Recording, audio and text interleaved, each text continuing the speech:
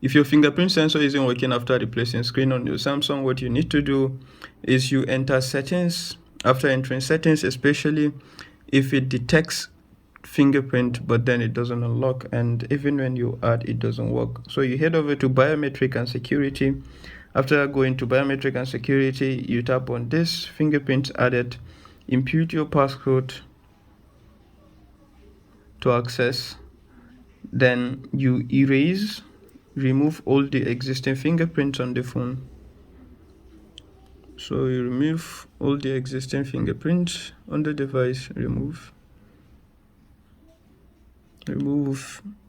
delete.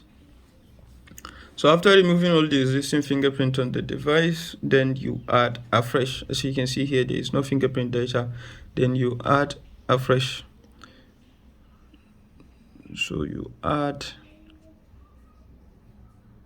okay, you'll be asked to place to add.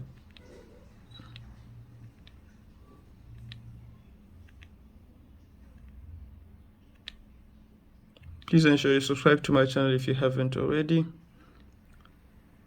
That is pretty much the best way you can support me make more of such content. And if you like this video, like it and share it with your friends who might find it helpful as well.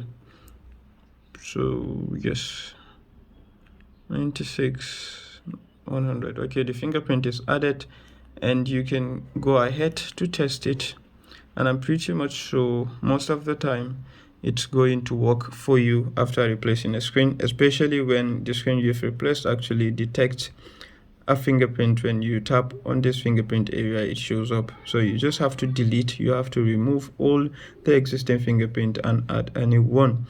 I love you guys so much. Ensure you subscribe and share this video with others who might find it helpful. Do have a nice day.